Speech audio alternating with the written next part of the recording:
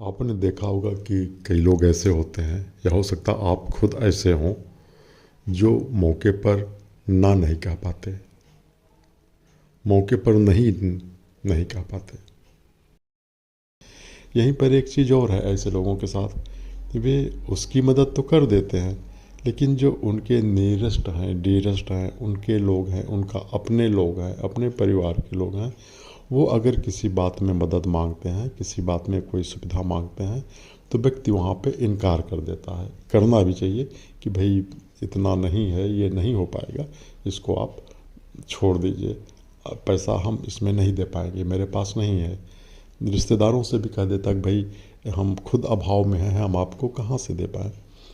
तो यहाँ पर विचारणीय प्रश्न ये है कि वो अपने नज़दीकी लोगों को, अपने प्रियजनों को तो वो इनकार कर देता है, लेकिन जो दूर के लोग हैं, जो तथाकथित चालाक टाइप के, दुष्टता टाइप के, दुष्ट टाइप के लोग हैं, उनको क्यों नहीं इनकार कर पाता। या तो भाई वो सबको इनकार करता, या सबसे हामी भरता। वो अपने, तो अक्सर ऐसे लोगों से जो मदद करते रहते हैं, दूसरों के काम आते रहते हैं, तो आपने देखा होगा कि इनके नज़दीकी लोग, अपने लोग इनसे असंतुष्ट रहते हैं। और चूँकि वो देखते हैं तो वो लोग कहते भी ना, कभी दूसरे को होता तो कर देते, घर वालों से पता नहीं क्यों इनको क्या खुन्नस है, पता घर वालों से नहीं। अभी ये अपना बचाए हैं, कहने के लिए सीधे, लेकिन अगला कोई आएगा वो भी दुष्ट टाइप के लोग, तो उनको दे देते हैं, उनकी मदद कर देते हैं। हम ही लोगों पर इनके सारे कानून चलते हैं। तो इस तरह के लोग हर तरीके से नुकसान झेलते हैं। एक तो ना नहीं कह पाए, हाँ कह दिए, तो उसके बाद इनको ग्लानि होती है, अपने पे गुस्सा आता है और खुद संकट में रहते हैं। दूसरे जो इनके नज़दीकी लोग हैं वो भी असंतुष्ट रहते हैं कि ये दूसरों को तो मदद कर देते हैं, हम लोगों की नहीं करते, पता नहीं क्यों।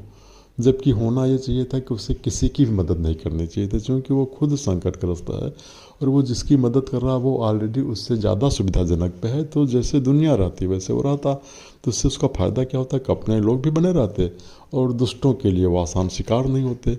और एक चीज़ और बता दें, जिनके जो चालू टाइप के लोग होते हैं, चालाक टाइप होते हैं, निम्न कोट के होते हैं, इनको आप पेट काट के मदद कीजिए, पेट काट के खिला दीजिए, लेकिन ये कभी आपके नहीं होते। बल्कि देखने में तो ये आया है, आपको कहीं न कहीं ये कमज़ोर मानते हैं, ये आपको मजबूत भी नहीं मानते, आपको बहुत परमार्थी भी नहीं मानते, पुरुषार्थी भी नहीं मानते।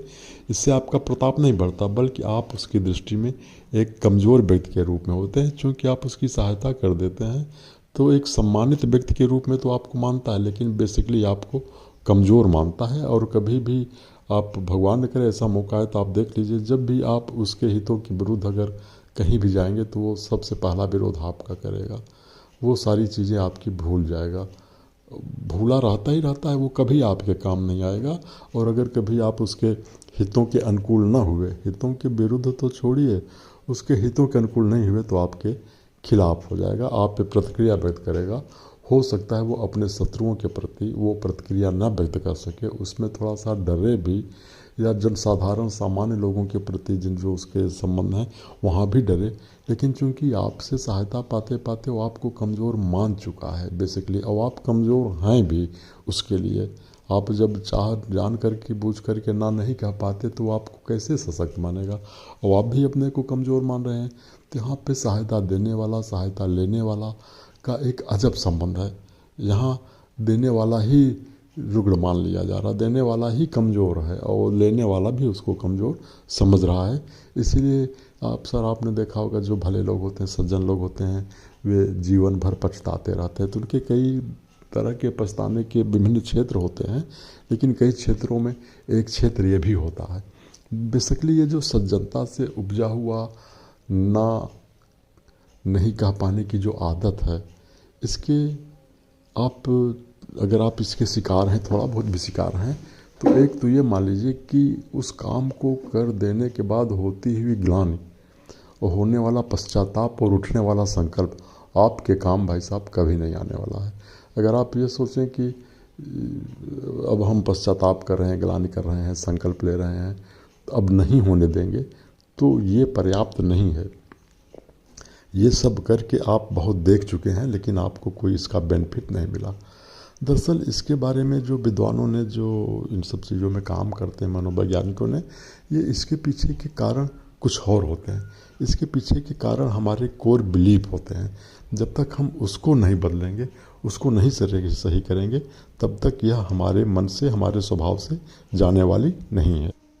वो हमारे कौन से कोर बिलीफ हैं, वो कौन से हमारे मूल विश्वास है, वो कौन से हमारे ऑटोमेटिक थाट्स हैं, जिनके कारण हम चाह कर भी, नुकसान सहते हुए भी ना नहीं बोल पाते।